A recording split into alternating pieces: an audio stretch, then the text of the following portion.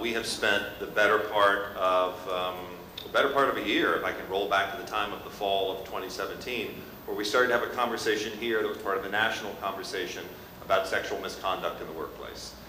Both of you, let's be honest, have had members of your caucuses who have left Sacramento in the wake of some of that conversation. And I'd like you to talk, Madam Pro Tem, maybe begin, and then Mr. Speaker from there, talk about the state of that topic as far as it relates to the legislature's ability to hold its employees and its members accountable, and to be open with the public about when those problems pop up. Mm-hmm. I think I want to commend Senator Holly Mitchell and Assemblymember Friedman for leading the effort in terms of the work that we need to do. I think change has to happen. I think it isn't just about policies and procedures that you put into place, how you do the investigations, who does the investigations. It's about the follow through. And I think real change does not happen overnight, but you do have to set the tone, and then you have to live it, you have to implement it, and you have to see it through, and that takes time.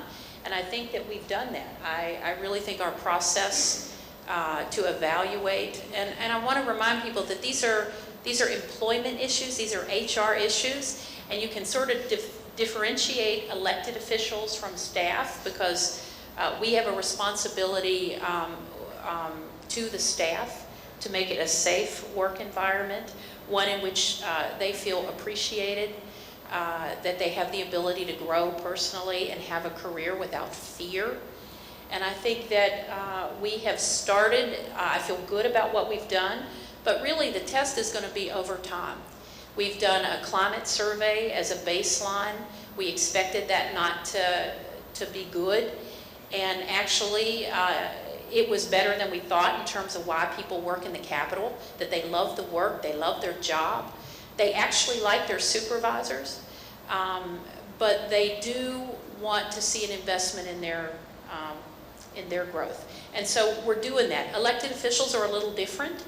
They are elected by the people, and I think any reticence you've seen in terms of how we try to grapple with that is that we recognize that an individual has been elected by their community, and yet when there is something that is not okay in terms of behavior and you investigate it, you have to take the action.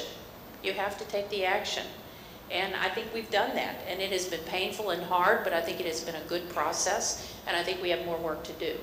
And I look forward. I think the relationship that the Speaker and I have, we've talked about this multiple times. We are committed to making this, certainly both houses to participate so that there's consistency and that our mutual employees feel safe and that we are responsible. And in terms of the accountability, we are putting out information as it relates to the outcome of the elected officials and high-level staff members on sexual harassment discrimination. Mr. Speaker, do you want to weigh in before I'm incredibly proud of the work that Ms. Friedman and Ms. Mitchell did, and that we did as a legislature. I think the hardest thing for any organization at all, and the management of any organization, is to give up power. And we did. We gave up power. And a lot of these, the investigations and decisions are now going to be made by an independent body. We did that because we wanted to do better, because we knew that we have a problem, like so many institutions in our society. We know we've had a problem with sexual harassment in our building as a workplace. So we did what I think all responsible legislatures do. We had a series of hearings, we heard best practices, and I think what surprised people was that we not only did we hear from folks, but we followed best practices and adopted a best practice that really takes the power out of the hands of the pro tem and I, because that's the right thing to do.